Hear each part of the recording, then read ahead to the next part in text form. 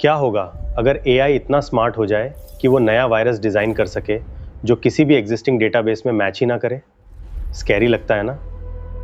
Well, Google deep mind को भी यही डर है और इसलिए उन्होंने एक पूरा बायो रेजिलियंस प्रोग्राम बना दिया है।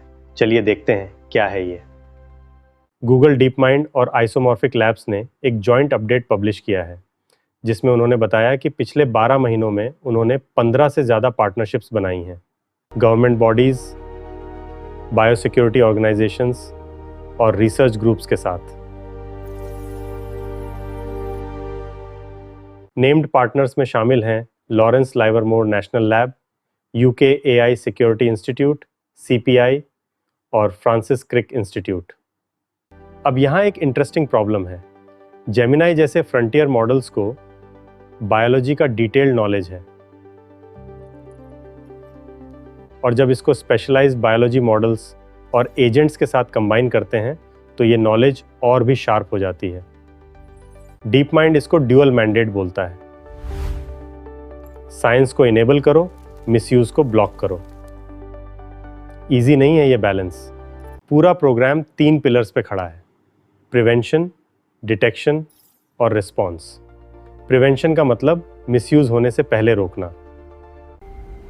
डिटेक्शन का मतलब आउटब्रेक्स को जल्दी पकड़ना और रिस्पॉन्स का मतलब जब आउटब्रेक हो जाए तब जल्दी रिएक्ट करना। आने वाले 6-12 महीनों में डीप माइंड इन तीनों एरियाज में और पार्टनरशिप्स बढ़ाने वाला है, स्पेशली थ्रेट इंटेलिजेंस और जेल ब्रेक मिटिगेशंस पे फोकस करके। प्रिवेंशन के लिए deep mind threat modelling use करता है, ये पता लगाने के लिए कि कौन से एक्टर्स मिसयूज ट्राई कर सकते हैं और उनके बॉटलनेक्स क्या हैं। एक्सपर्ट रेड टीमिंग से टेस्ट किया जाता है कि जेमिनाई बॉटलनेक्स से पार करने में मदद कर सकता है या नहीं। फिर पोस्ट ट्रेनिंग मेथड से मॉडल को सिखाया जाता है कि हार्मफुल क्वेरीज को रिफ्यूज़ करें, लेकिन साथ ही लेजिटिमेट साइंस क्वेश्चंस को ओवर रिफ्यूज़ ना करें। ये बैलेंस इंडस्ट्री वाइड एक टफ प्रॉब्लम है, ये सिर्फ डीप माइंड के लिए नहीं। यहाँ सबसे कंसर्निंग पार्ट आता है।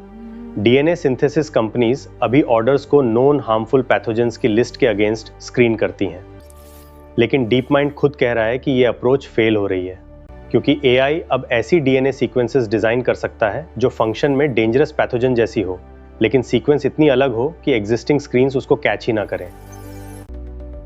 इसका प्रपोज्ड फिक्स है सिंथ-आईडी, जो ऑलरेडी एआई जनरेटेड इमेजेस और टेक्स्ट वाटरमार्क करने के लिए इंडस्ट्री स्टैंडर्ड बन चुका है। अब इसको बायोलॉजिकल सीक्वेंसेस के लिए अडेप्ट करने की कोशिश हो रही है। चलिए देखते हैं क्या है ये। पर ये अभी सिर्फ एक्सप्लोरेटरी वर्क है, कोई शिप प्रोडक्ट नहीं। डिटेक्शन के लिए डीप माइंड मेटाजेनोमिक सीक्वेंसिंग पे डिपेंड करता है।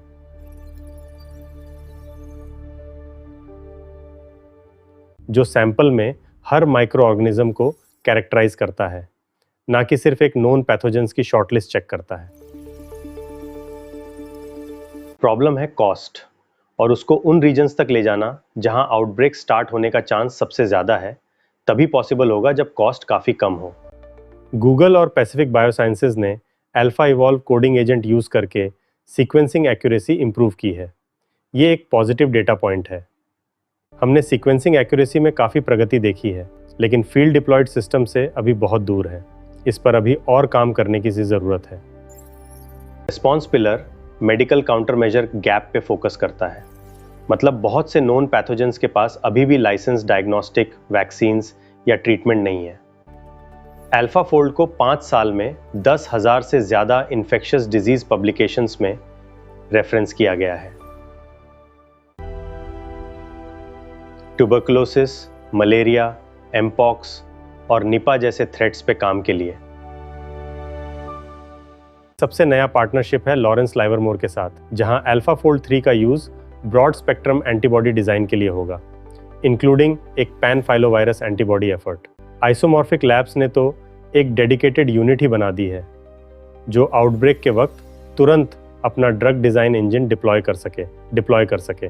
डीप माइंड ने यूएस पॉलीमेकर्स को कुछ स्पेसिफिक रिकमेंडेशंस भी दी हैं, जैसे federal AI safety framework, mandatory DNA synthesis screening बदलाव लाएगा, ये बायोसिक्योरिटी एक्ट को बेहतर बनाएगा। मेटाजिनोमिक सीक्वेंसिंग ट्रांजिट हब्स में बढ़ाई जाएगी और मैन्युफैक्चरिंग कैपेसिटी को वार्म बेस्ड रखना ताकि रैपिड एक्टिवेशन हो सके। लेकिन इंपॉर्टेंट बात यह है, ये सारी लेजिस्लेशन अभी तक इनैक्टेड नहीं हुई है।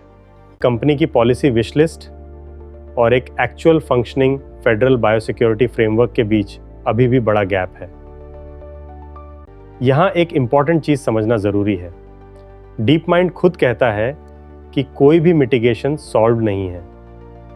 एक क्लासिफायर जो कंट्रोल्ड इवैल्यूएशन में अच्छा काम करता, जरूरी नहीं कि लाइव यूज में नए अटैक मेथड्स के अगेंस्ट भी उतना ही इफेक्टिव हो। यह सब अभी भी ऑनगोइंग प्रोसेस है, फिनिश सिस्टम नहीं।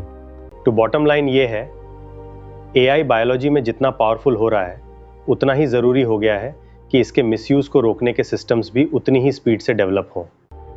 डीप माइंड का ये प्रोग्राम एक स्टेप है, लेकिन अभी बहुत काम बाकी है।